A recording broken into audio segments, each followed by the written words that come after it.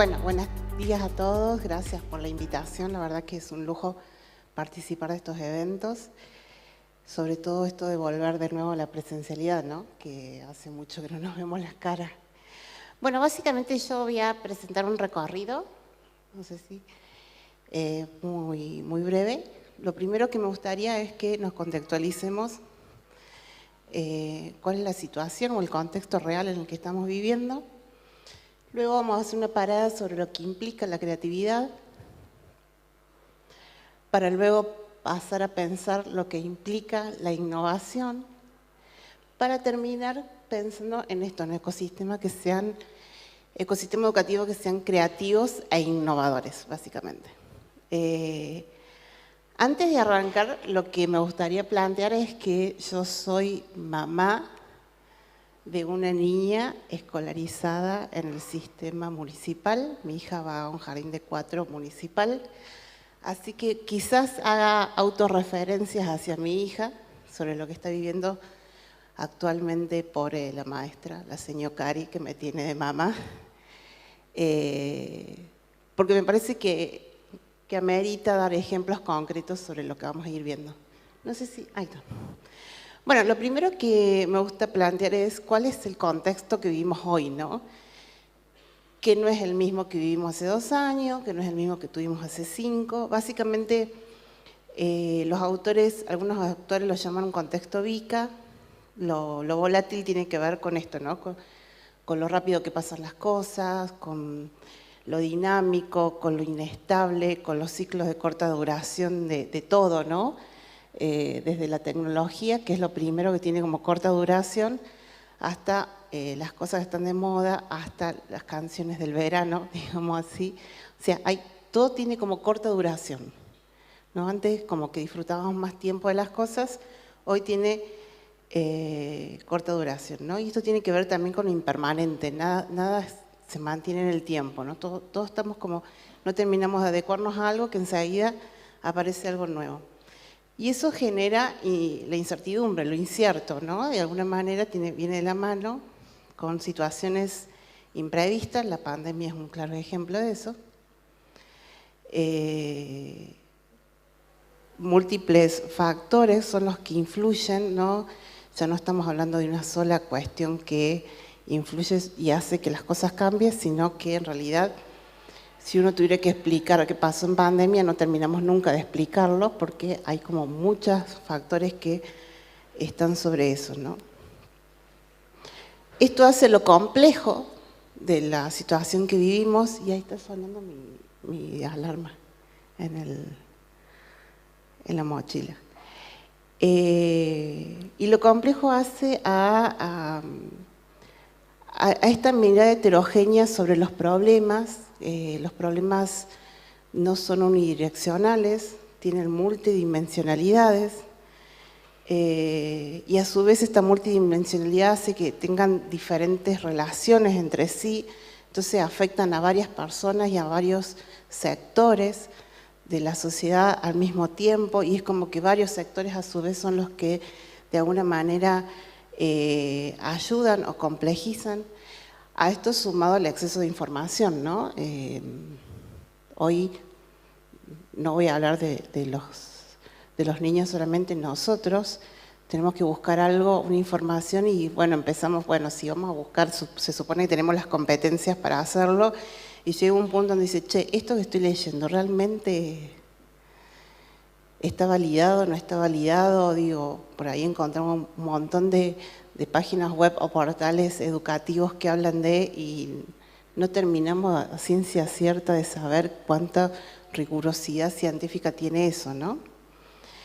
Entonces, esto lleva a lo último, que tiene que ver con lo ambiguo, que está relacionado con la modernidad líquida, de la que habla Bauman, donde se rompen las certezas, ya no hay una verdad absoluta, hay tantas miradas sobre lo mismo, tantas percepciones, tantas explicaciones como se nos ocurra que exista. Ya no tenemos la certeza absoluta de algo, ¿no? Entonces, ese es el contexto en el que hoy transitamos como educadores, y tenemos que, de alguna manera, lograr que nuestros estudiantes aprendan cosas. ¿Sí? Después veremos que aprenden, pero lo cierto es que tenemos que tratar de lograr que aprendan. No sé si quieres pasar a la otra. Ese es el contexto, ¿no? Básicamente, lo único que hice fue describir lo que vivimos día a día, no es para asustar a nadie, todos accedemos a la información de distintas fuentes, vivimos eso diariamente. Entonces ahora lo que nos queda pensar es qué significa la creatividad, porque si vamos a pensar en sistemas educativos, creativos e innovadores, bueno, ¿qué implica la creatividad? Ahí yo hice, en la Universidad del Siglo XXI tenemos varias carreras relacionadas al arte y la creatividad, entonces me tomé el trabajo de decir, che, a ver los directores de carrera, ¿qué piensan ustedes que es la creatividad? Algunos profes, ¿qué piensan que es la creatividad? Y terminé armando como una definición un poco interesante que tiene que ver con que, de alguna manera, es la inteligencia divirtiéndose, decían ellos. Y me gustó mucho, ¿no? Pensar que la creatividad tiene que ver con eso, con poner en marcha procesos cognitivos de bajo y alto nivel, pero que de una manera que nos genere satisfacción, ¿no? Porque cuando nos divertimos, sentimos satisfacción. Y entonces ahí tomé la definición de un autor, Petrovich, que habla acerca de qué es la habilidad de producir ideas novedosas a partir de nuevas asociaciones. Y acá es interesante porque si habla de habilidad, está hablando de algo que se puede generar, que se puede desarrollar, que se puede ejercitar. Entonces la creatividad es algo que se puede desarrollar y ejercitar. Implica nuevas asociaciones. Para generar nuevas asociaciones, uno se tiene que sentir desafiado, se tiene que sentir interpelado, decir, che, necesito buscar algo nuevo. Y estas asociaciones son entre ideas y conceptos conocidos, es decir, que cuando pensamos en la creatividad estamos pensando en conocimientos previos, ¿sí? Estamos poniendo en marcha conocimientos previos para construir nuevos. Después el autor dice que habitualmente producen soluciones originales. Y de nuevo, ¿no? Las soluciones originales relacionadas a las nuevas asociaciones tienen que ver con el reto y el sentirnos interpelados al desafío. Entonces, sabemos que básicamente se desarrolla, implica poner procesos cognitivos que conocemos en marcha, implica desafiarnos y desafiar a nuestros estudiantes, interpelarlos y buscar soluciones. Y la búsqueda de soluciones está asociada al hecho de que estamos buscando de alguna manera, que ya lo vamos a ver un poco más con la innovación, hablar sobre la necesidad de buscar, de identificar una necesidad y ver qué podemos hacer frente a esa necesidad, lo cual nos genera y nos desarrolla y nos pone en marcha la empatía, básicamente, ¿no? Este autor habla acerca de que por naturaleza el ser humano es creativo porque si no, no hubiera podido sobrevivir todos los miles de años que hemos sobrevivido como humanidad. Y de hecho, si no fuéramos creativos, no podríamos sobrevivir todos los días adentro del aula, básicamente, ¿no? Sobre todo en un sistema educativo público en nuestro país, donde la escasez es por sobre todas las cosas, entonces si no somos creativos, básicamente no podríamos ser docentes. Y ahí él habla de que la creatividad genera dos tipos de pensamientos, que si bien son la cara de la misma moneda, en realidad no van juntos, ¿sí? Que tiene que ver con lo divergente y lo convergente, ¿no? Tenemos como un primer proceso divergente donde buscamos información, tenemos un millón de ideas, se nos ocurren muchas cosas, hacemos miles de asociaciones, no sé, abrimos caminos, pensamos, qué sé yo, bueno, es como, yo siempre digo, como poner sobre la mesa un montón de cosas y ahora después viene lo convergente que tiene que ver con, bueno, ahora acomodemos todo eso, ¿viste? Porque estaba todo muy lindo, pero hay que ver qué realmente nos sirve, en qué orden estarían, qué seleccionamos, qué usamos, qué no usamos, etcétera, etcétera. Y ese es un proceso que también hacemos con nuestros estudiantes. De alguna manera los interpelamos, les decimos, che, bueno, a ver, ¿qué soluciones podríamos poner a esto? Y bueno, surgen las primeras soluciones tímidas, después vienen las ideas más locas.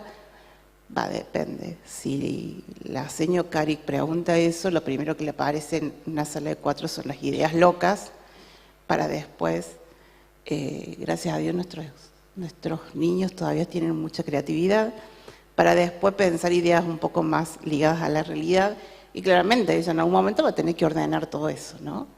Entonces tiene estas dos miradas sobre lo divergente y lo convergente. Ahora, si pasamos a la siguiente, cuando hablamos de innovación, ya sabemos que la creatividad, lo que significa. Y la creatividad, como muestra ahí, es el motor de la innovación.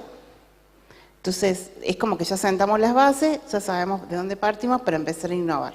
Sabemos que innovar es un proceso y significa hacer de forma diferente algo que ya se venía haciendo. Y eso es importante porque cuando hablamos de innovación educativa siempre se la asocia, por naturaleza casi, a las tecnologías. Y en realidad no tiene que ver con la herramienta, sino con la propuesta. La innovación en educación, la innovación en general, tiene que ver con lo que yo propongo o lo que se propone como un conjunto colectivo sobre algo que se viene haciendo, que quizás, y ahí nace el tema de la necesidad, nos vemos interpelados frente a la necesidad de decir, che, esto como se viene haciendo no está funcionando, lo hagamos de otra manera. O está funcionando, pero le está faltando algo, entonces completemos lo que falta. Pero implica hacerlo de otra manera, ¿no? Y hacerlo de otra manera implica, nos guste o no, ensayo y error de alguna manera, ¿no? De alguna forma.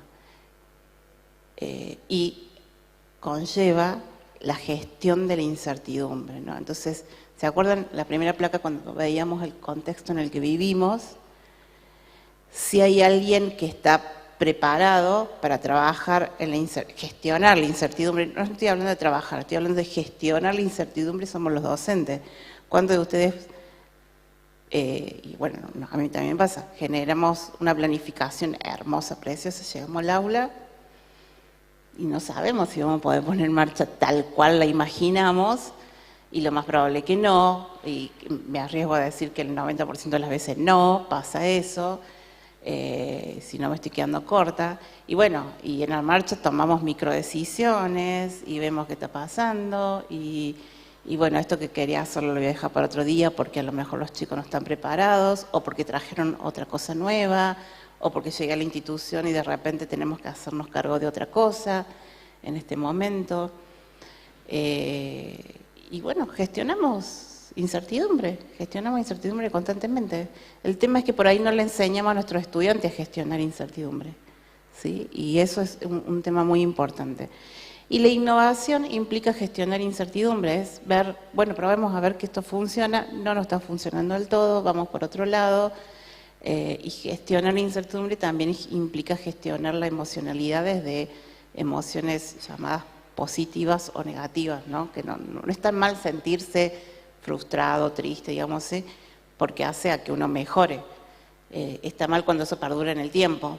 Entonces, cuando uno le enseña a gestionar las emociones de nuestros estudiantes, quienes primeros gestionamos las emociones, o deberíamos poder gestionarlas, somos nosotros, ¿no? Mi hija, la señora Cari, es una señora genia, yo la amo, claramente. Les ha enseñado a gestionar, o están tratando a los 4 años de gestionar las emociones. Entonces mi hija cuando está enojada me hace, y cuando está contenta, cuando se le pasa, parece, me hace así. Bueno, entonces por ahí nosotros también como docentes estamos, y a veces estamos así, a veces estamos en el medio, ¿no? No sabemos muy bien, pero lo cierto es que lo hacemos, y lo hacemos casi naturalmente. Y la innovación está asociada al cambio de contexto, a este cambio de contexto del que hablamos en la primera placa, que es el que vivimos constantemente, o sea, todo el tiempo estamos cambiando el contexto en el que estamos transitando, y eso conlleva nuevas configuraciones mentales, configuraciones políticas, que calculo que nuestro país es muy pionero en cambiar configuraciones políticas. La configuración de la percepción de la realidad, básicamente, cambiamos.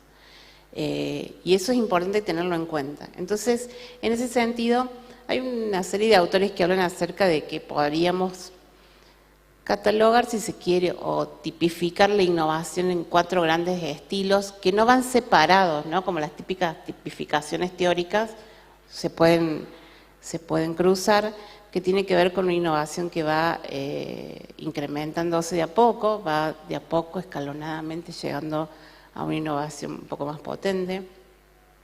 Las disruptivas, por ahí yo peco de ser demasiado disruptiva en algunos sentidos, que son súbitas, de repente estábamos haciendo así y ahora no vamos para hacerlo para el otro lado. Lo que tienden a veces la disruptiva es que pudieran no perdurar en el tiempo, entonces uno tiene que aprender a gestionar eso. Las que son radicales es borrón y cuenta nueva, empecemos de nuevo, construyamos de cero, que puede pasar lo mismo que la disruptiva, puede no perdurar o al contrario pueden perdurar en el tiempo. Y las que son continuas, es decir, voy de a poco, asociado a la primera, a las incrementales, pero todo el tiempo estoy innovando algo, ¿no? Cuando me propongo. Son tipificaciones, uno las puede ir mezclando, pueden ser disruptivas y constantes, pueden ser radicales, incrementales, lo cierto es que son de ese tipo. Y lo más importante es que siempre surgen de una necesidad de cambio, ¿no? Cuando ya estamos cansados, cuando nos aburrimos, cuando vemos que algo no está funcionando, ya es momento de innovar, es momento de sentarnos a este proceso creativo divergente y empezar como los chicos de la sala de 4 a tirar las ideas más locas para después bajar a las ideas más reales, ¿no? Y concretas. Y lo último que me interesaría plantear, y esta cuestión, yo siempre hablo, acá está uno de los alumnos de la maestría, siempre hablo que cuando innovamos tenemos que salir de la zona de confort, de la caja, salgamos de la caja. Y creo que lo que más nos cuesta, ¿no? Es salir de la zona de confort porque ya sabemos qué pasa, por esto de la gestión de la incertidumbre, ¿no? Si no salimos de la zona de confort, no sabemos qué pasa, entonces estamos ahí como expectantes. Pero lo cierto es que para ser creativos e innovadores hay que salir un poquito de la zona de confort, de a poquito, ¿no? Tampoco tan de golpe. Y lo último, si querés pasar la última placa, ahí está. Esto es un horror, ahí pido disculpas porque esto es lo más antitecnológico educativo que puedas haber, una placa llena de texto. Vamos a ir de a poco. Con todas estas ideas que fui como de alguna manera poniendo sobre la mesa, ahora es momento de la convergencia, trataré de ser convergente. Entonces digo, ahora ya estamos en condiciones de pensar ecosistemas educativos innovadores y creativos, o creativos e innovadores. Y ahí surgen algunos conceptos que me parecen que son relevantes, que yo lo que voy a hacer es como tirar unas primeras ideas y me gustaría mucho que quienes les interesen pueden después profundizar en esas ideas. La primera tiene que ver con pensar en una educación expandida. Sí, el concepto de educación expandida tiene que ver y está asociado fuertemente al concepto de ubicuidad, pensar que se educa fuera y dentro de la escuela. Esto no es nada nuevo, básicamente, pero que pensar que sucede en cualquier parte. Entonces, cuando los chicos salen de la escuela, siguen estando educados a partir de lo que aprendieron en la escuela, ¿sí? Entonces, ahora sí viene la autorreferencia a mi hija. Mi hija sale de la escuela y sabe, el otro día trabajaron acuerdos escolares de convivencia. Entonces salía de la escuela y vio que un auto hizo no sé qué cosa y entonces le dijo a mi mamá que nos íbamos, ese señor hizo las cosas mal. Tenemos que decirle al señor que él dice, el dueño de la ciudad, no sé si ya yo la sé sentir dueño de la ciudad en este momento, pero hay que decirle al señor dueño de la ciudad que ese señor hizo las cosas mal. O sea, hay una concepción de convivencia que tiene que ver con la norma, con el respeto, que ella lo sacó del aula y lo trasladó a otros espacios. Igual cuando mi papá hace alguna infracción porque come lo que no debe, entonces ella hace esto, ¿no? Entonces, digo, si ahí no hay una educación expandida, pensar que lo que enseñamos queda dentro del aula y solamente desde la teoría lo pensamos fuera del aula es irrisorio. Lo cierto es que nuestros estudiantes trasladan y viceversa, ¿no? Lo que pasa en el aula fuera del aula y lo que pasa fuera del aula y todo, y eso lo saben mejor ustedes que yo, lo traen al aula y entonces hay que reubicarlo a veces, ver qué hacemos con todo eso. Pero lo cierto es que la educación es expandida. Hoy no nos podemos mover de ese paradigma. El segundo concepto que me parece que ayuda a tener un ecosistema creativo e innovador tiene que ver con generar espacios de bienestar. ¿Se acuerdan la placa cuando hablaba de la creatividad? Es la inteligencia divirtiéndose, y la diversión implica placer, implica sentirse bien.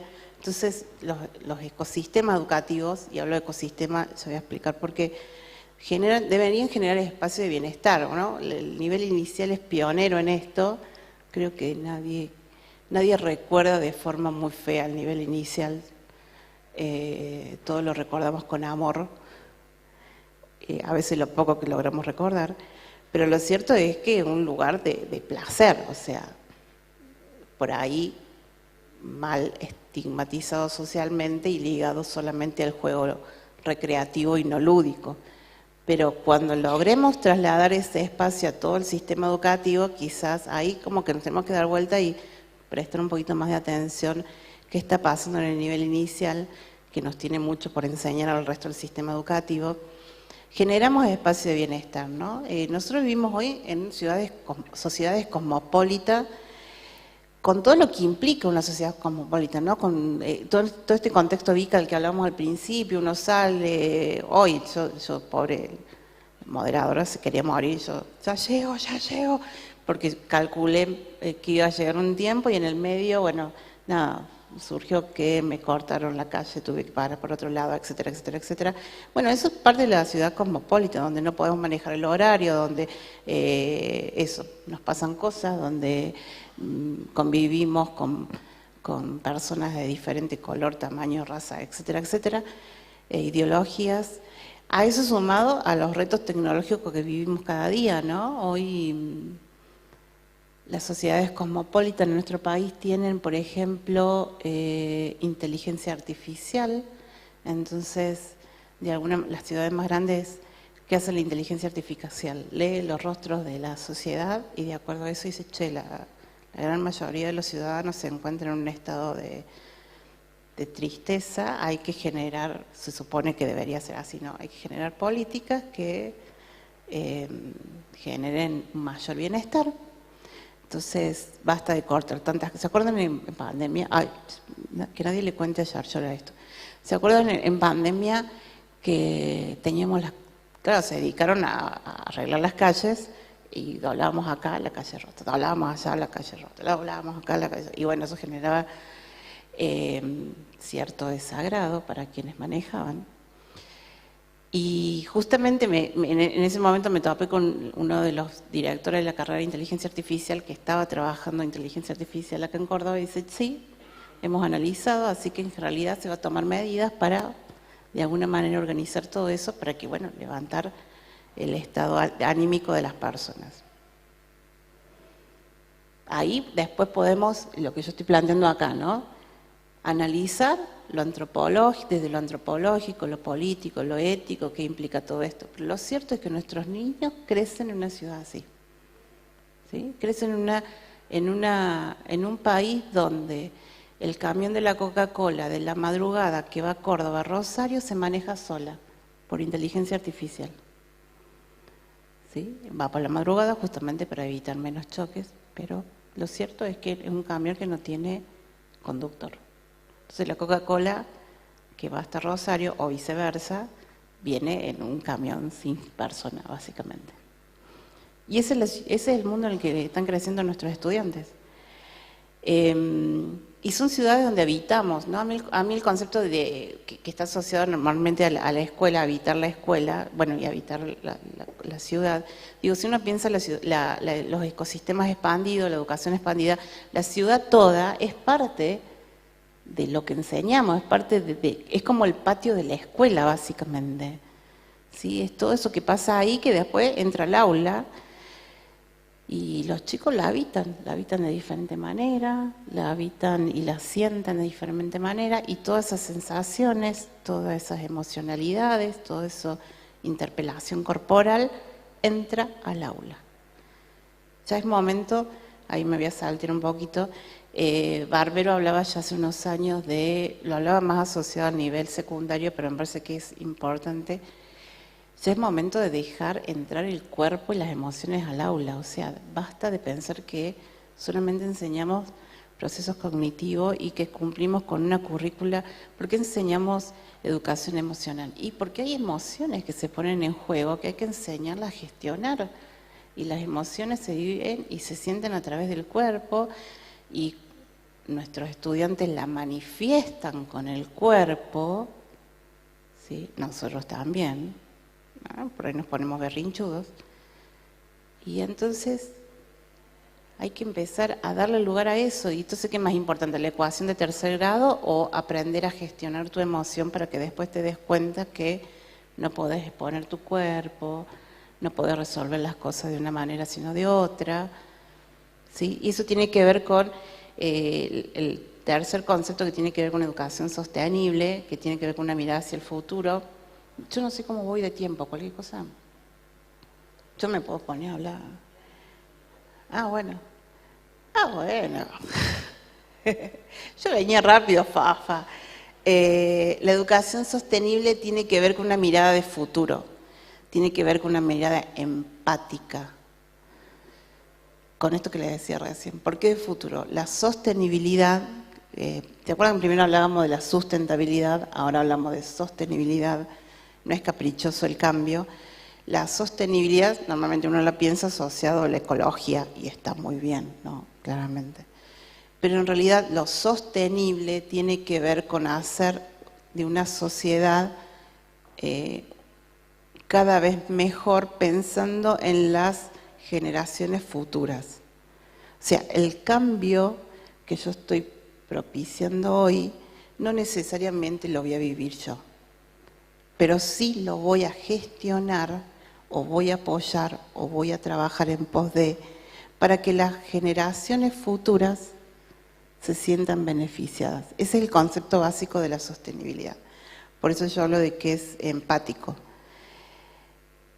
Y cuando nosotros generamos que la escuela sea un espacio de bienestar y ayuda, y dejamos que el cuerpo y las emociones se entren y enseñamos a gestionar, por supuesto que primero tenemos que aprender nosotros, ¿no? Y enseñamos a gestionarlo, somos sostenibles. Porque nuestros estudiantes, estas generaciones, van a aprender algo tan naturalmente, porque si hay una capacidad extraordinaria que tiene la escuela, y no se la podemos negar, es de naturalizar determinados hábitos y comportamientos. Y está muy bueno que eso sea. Entonces, si tiene la capacidad absoluta como institución, que no la tiene ninguna otra, de naturalizar eso, imagínense cuando logremos naturalizar gestión de emociones, y nuestros estudiantes de hoy, mi hija, sin ir más lejos, va a tener la capacidad natural de gestionar las emociones, lo que a nosotros nos lleva horas de terapia, por supuesto. Ella ya lo tiene casi naturalizado gracias al sistema escolar formal. Y después pienso uno, bueno, y cuando ella tenga una hija o un hijo, lo que sea, se dan cuenta cómo el impacto en realidad quizás yo no lo llegue a ver, pero va a ser hacia el futuro, ¿no? Entonces, la educación sostenible implica primero responsabilidad, porque implica eso, hacernos cargo de las cosas que no están funcionando y de las que están funcionando también. Implica justicia, implica ver de qué manera hacer el mundo más accesible, más justo para todas las personas. Implica participación, lo cual implica acción, ¿sí? El concepto primario de ciudadanía es yo participo desde la actuación. Freire también diría, la no actuación también implica política de alguna manera, implica participación de otra manera.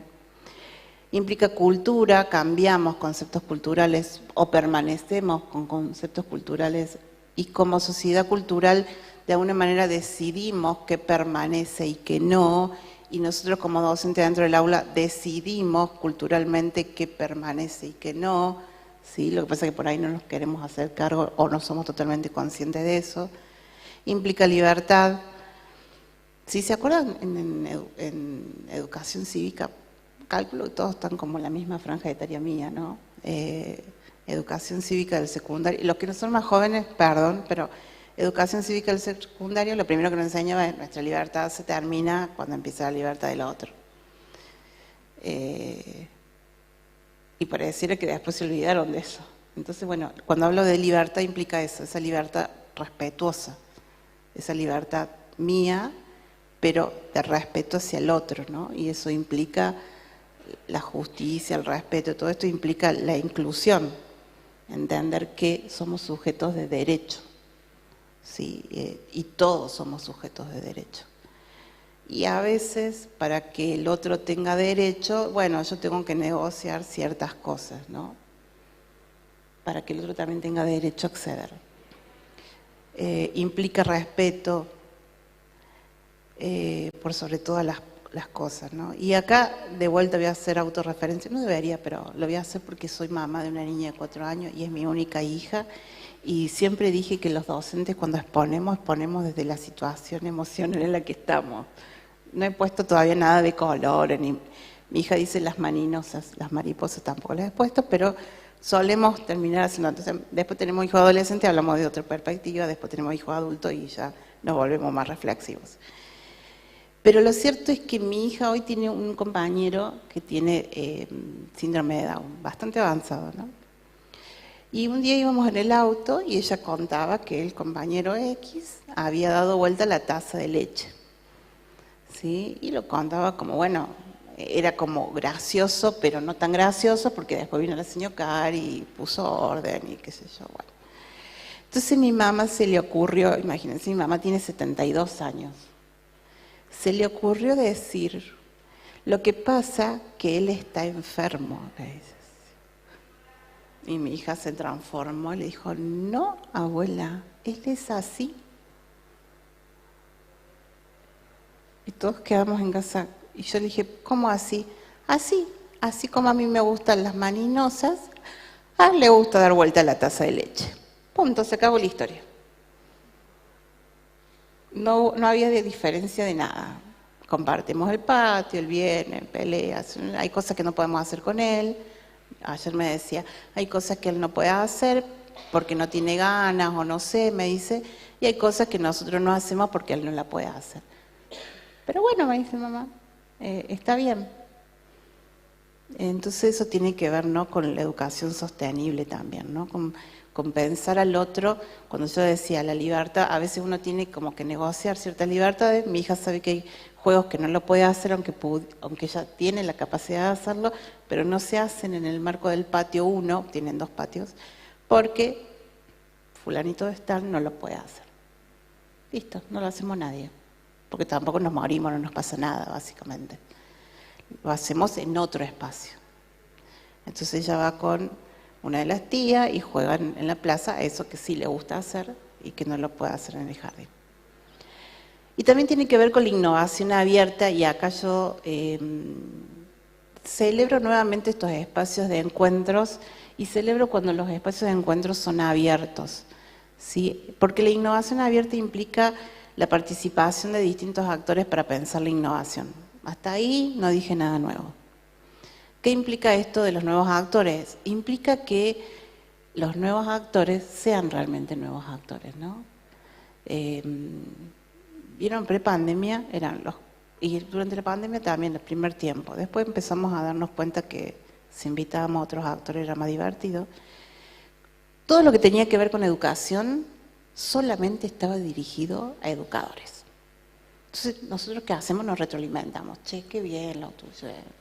Sí, es súper interesante. Pero claro, todos hablamos el mismo lenguaje, todos damos vueltas sobre lo mismo. Y en un momento dado, me acuerdo que empecé a ver un par de webinars en pandemia, donde dice, bueno, vamos a empezar a traer a la empresa tal, vamos a invitar a la organización tal. Y yo sé que tendrá que ver. Claro, después esta gente empezó a decir, che, sí, todo muy lindo lo que ustedes hablan, pero resulta que cuando vienen a trabajar nos pasa esto, resulta que cuando nosotros pedimos tal cosa no tienen... dijimos, no era todo color de rosa, che, todo lo que nos estábamos autofelicitando tampoco era tan así. o empezaron, sí me acuerdo en uno, me parece que era en Misiones, un empresario de software felicitaba a unas maestras de nivel primario por el esfuerzo que ellas hacían y cómo los chicos habían salido con determinadas capacidades blandas de esa escuela que después pasaban al secundario, que era como que la continuidad. Y cuando ellos los recibían como pasantes del secundario, se habían dado cuenta de unas cuestiones que para nosotros eran como muy naturales. Y dije, qué bueno esto de la innovación abierta cuando empezamos a abrir estos espacios a la sociedad civil, a las organizaciones, al Estado, a la academia, ¿sí? Y la academia empezar a bajar, ¿no? Lo que pecamos por ahí los académicos, las universidades, es de mirar como desde lo teórico, sí, palabras muy lindas, pero después yo me doy vuelta, estoy en el aula y no sé muy bien qué hacer. Empezar a bajar a la realidad concreta, ¿no? Y entonces ahí pensar innovaciones reales. Creo que, bueno, el Estado también tiene que estar presente. Estos son, ahí está, 5, ¿viste que yo me iba a copar? ¿Cómo? Pero hace un ratito me dijiste 15. Sí, no sé qué pasó ahí, me parece que tenés mal el reloj. El cronómetro, sí. Ahí me perdí. Y estos espacios que nos invitan a pensarnos no solamente entre nosotros, sino internacionalmente, como este congreso, son esos espacios que celebro, ¿no? Para ir cerrando, los ecosistemas educativos, creativos y de innovación, ¿cómo los definiría como formas de hacer educación de otra manera, donde el cuerpo y la mente trabajen juntos, estén en el aula, y cuando hablo cuerpo hablo de emocionalidad también?